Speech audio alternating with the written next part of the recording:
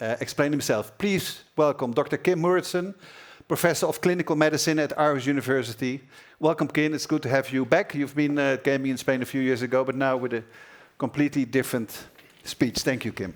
Thank you, Willem. It's a pleasure to be here and to see people that I've actually met before. So thank you for inviting me.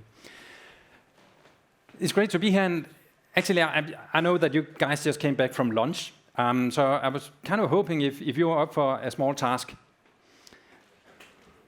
I can feel the panic was spreading there. You can remain in your seats, but actually what we wanted to do was just to engage you in a very simple test. It's 3 small questions, and you have relatively short time to answer them. It's not about getting full precision. It's really just to get a sense for what you think. So would you be okay with that? And then I promise to actually tell you something afterwards. So what I want you to do, I think we'll divide right down the middle here. Yes. So can we call you Group A? And can we call you guys over here Group B? All right. So what I want you to do when I say now, so not right now, but in a second, what I would like is you open your Slido app. Not now. So you open your Slido app in a moment, and then this half here, you guys go into room A, and you go into room B. And then you have 3 short questions. Don't go to Wikipedia or anything else. It's really just about your gut feeling here. Are you ready for that? And I think we have a timer. You have about 20 seconds to do it. Okay? Yeah. Let's do it. Time starts now.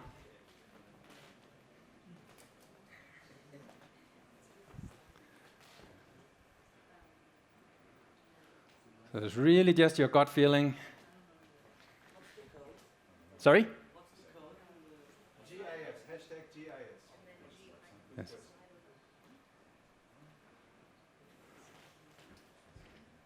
You got 7 seconds.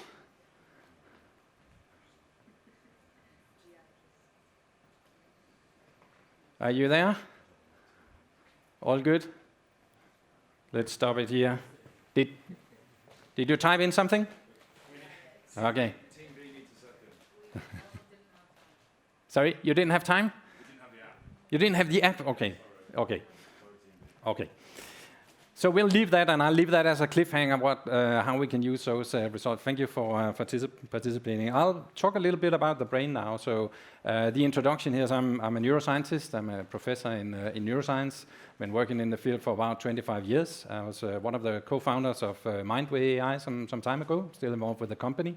And I've done lots of other things with ischemic strokes and oncology and many different things. And I've always been interested in how does the brain get its energy? I mean, why are we doing what we're doing? What is dopamine doing? How is dopamine driving us? That's one of the main problems in problem gambling behavior. But I'm also interested in the decisions that we are making. How are we making decisions? This sense that we are making a decision. What does that actually mean? Because I mean, if I had to be honest, not all my decisions have been very good. Sometimes they felt very good, but they turned out not to be. So there's something going on, and it feels like sometimes I have been sort of influenced by things I wasn't quite aware that had an impact on my decision making. And I think that's probably a general problem. So I'll tell you a story here. Imagine that an actor comes up to you, and this actor gives you a cup of coffee. And they say, please hold this because I need to check something on my phone. It just takes a minute. Just hold this cup of coffee for me. All right, and then the actor gets the coffee back, and the participant moves on in the day. A little bit later, the same day, another actor comes up to the same individual and says, I'll give you $20 if you read a small text and then answer a couple of questions. All right, so you get $20, you have to answer a couple of questions. This is a text, and the question that you're getting when you have read the text is the main character mainly a warm person or a cold person? Now, the results are really astonishing because what they show is that if you held a warm cup of coffee, you will primarily characterize this person in the story as a warm person. If you held a cold cup of coffee earlier that day, you will describe them as a cold person. So who made that decision? Because, I mean, you did it in part, but something else was going on. So imagine, all these, we call it priming, all these stimuli that we are getting throughout the day, they're really impacting our decision making. And if we are not aware of that, then we are not going to make very good decisions. So the question that I'm interested in, are we really making good decisions and acknowledging the reality around us?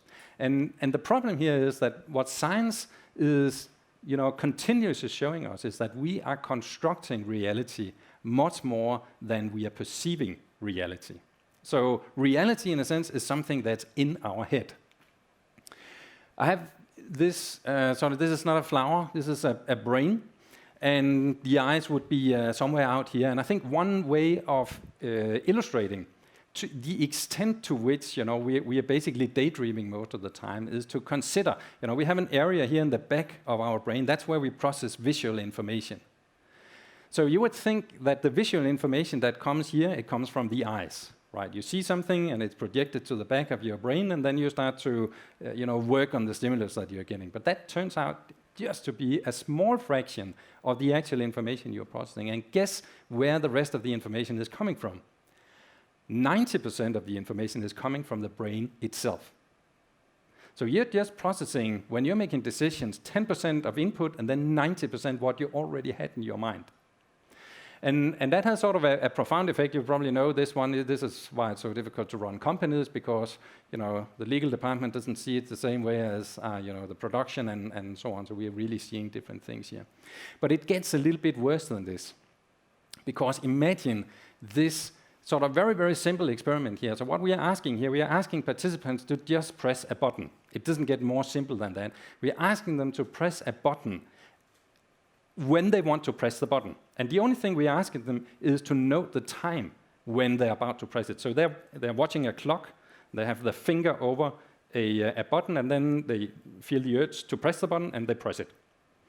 So the ironic thing here is that by the time that the participant is pressing this button, the brain actually made that decision 10 seconds earlier. And that actually begs the question if we at all have free will, because if the brain is just making the decision and then bringing it to your attention 10 seconds later, I mean, how much influence did you really have on that decision? So that's the scary part, and you can see here 4 seconds before, 8 seconds before, almost 10 seconds before, that decision was already made in your brain. So think about that as you're making decisions, and then start to think what's really affecting your decision making. And so, broadly speaking, this means that we are not just constructing reality, but we are also changing reality. And I think that has profound benefits. Let's look at a couple of examples here from the literature. So we all agree that there's a rainbow here. And the rainbow is characterized by stripes or bands of colors, right? If you don't see stripes of colors here, then raise your hand. And we can set up an individual experiment for that. So we all see it, right? But when you look at the physics of it, there actually are no stripes here. There are no stripes or bands of colors in the rainbow. So this is something that we have actually learned. So we have just learned to recognize these colors. It depends a lot on the language that we speak. Do you see circles or triangles here? It's an easy one. So of course there's a triangle in the middle, and it's something that you're constructing because you're used to thinking about triangles. This one is also, I think, pretty well known. Can you read the text? You can read it because you're not really paying attention to what's already written here. You are only paying attention to what the brain is already formulating. Thank you. So let's try it with sound. Let's see if we can get this one. Okay, are you ready to listen here?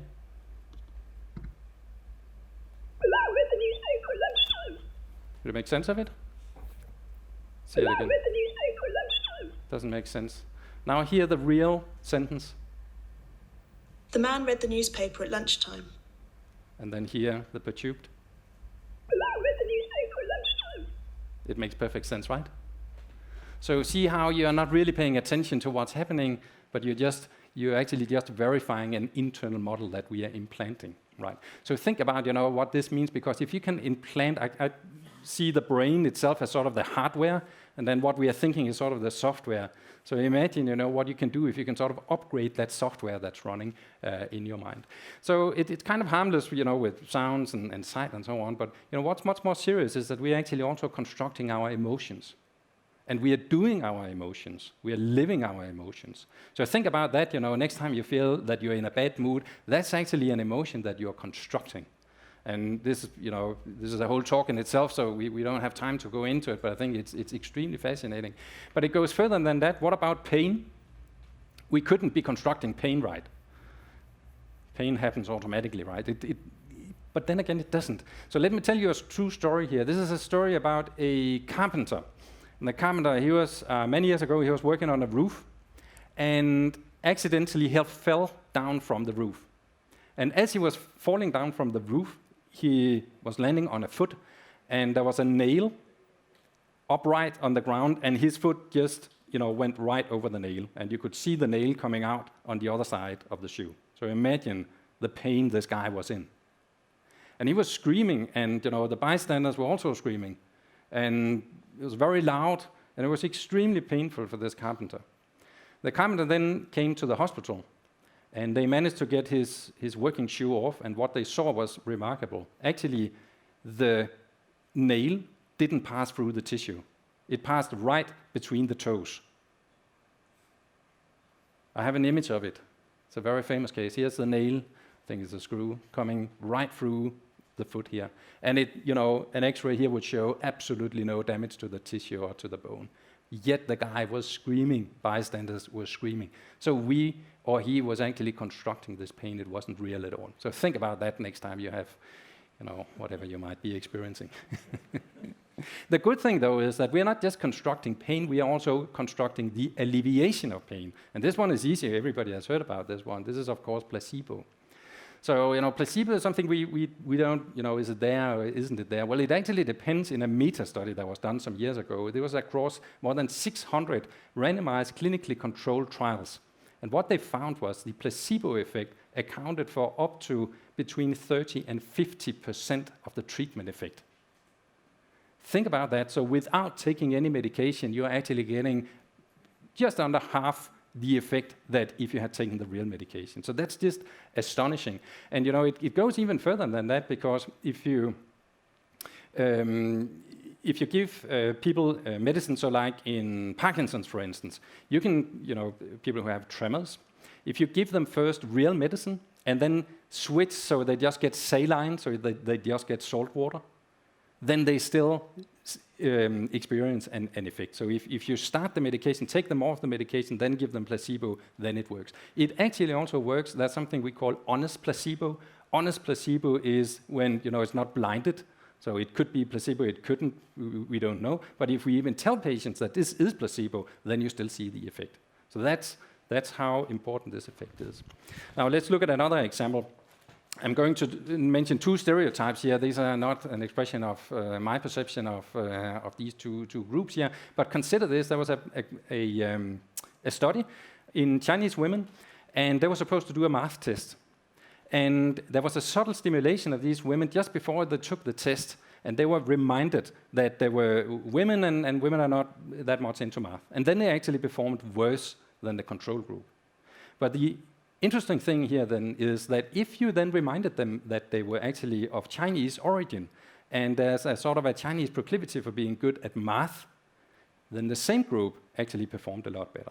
So you see how you can just shift a little bit in the attention, and then you can dramatically change performance. Does it go further than that? It absolutely does, because this is something that has an influence on your lifespan and your health span.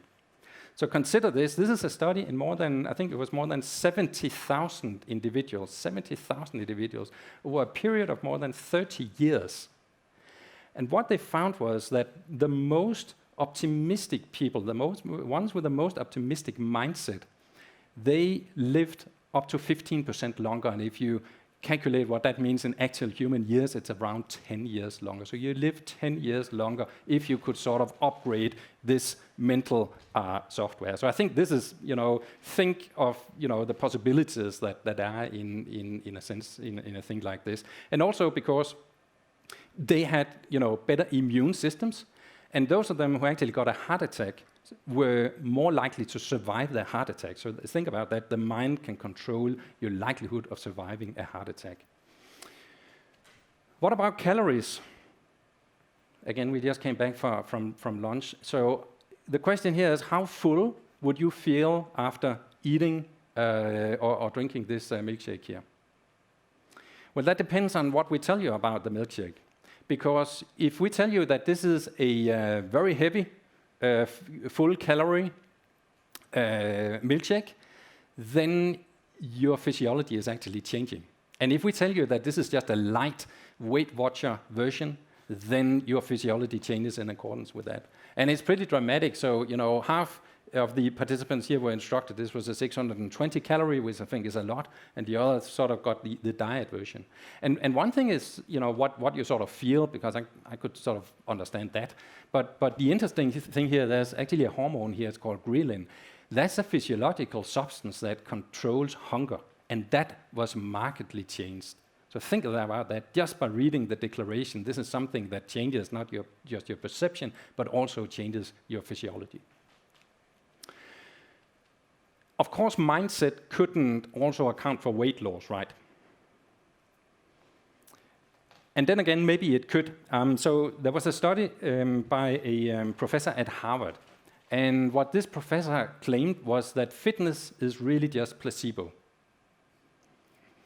And that is something that can really lift the mood, if you're trying to go to the gym, that you're really just doing a placebo treatment. So, and to show that, the important thing was to find somebody who actually get a lot of exercise, but are not aware that they're getting a lot of exercise. And who could that be? So the group that they focused on was hotel workers, so staff like clean hotels, because they actually get a lot of exercise. They actually get more exercise than is recommended in the US by the general surgeon. So they divided the participants in two, and what they saw was that the group who were instructed that you're actually in your daily life getting a lot more exercise than you have to. And then another group that were just told to continue as usual. But the intervention group was not told to do any more exercise or work more rigorously. They were all just explained to do whatever you do already. The systolic blood pressure for those who learned that their work involves a lot of exercise, it fell from 130 to 120. They lost several pounds, and they had a significant reduction in body fat. So there you go. It is actually possible to get in better shape just by thinking about it. That is not are we recording this, by the way? Because it's not really official advice. All right. So I think we are at a point where if we think about what's going on here, there's a relatively small part here where you look at the information that we are using, where I told you it's about 10% of what we are using that's used in decision making, and then about 90% it's something we already had. And when you think about these conscious and unconscious sort of information that we are getting in, there's sort of a small corner here where you're consciously aware of the input, and then you can make rational decisions. But for the rest of it, it's sort of a big space where there's a lot of opportunity for installing and upgrading the software that you're running. So I would call this opportunity. And so towards the end here, why is it that we need this opportunity? And I think that we need this opportunity because there's a tension when you're looking at the workplace today. So I don't know if you saw this PwC survey. 45% of, I think this is more than 600 CEOs, they know that their business is not going to be around in 10 years unless they radically change the business. Right, so you have this C-level who are sitting there controlling the ship, and they know it's going to go under if they don't radically change what they're doing right now. And they need, the workforce to be behind them.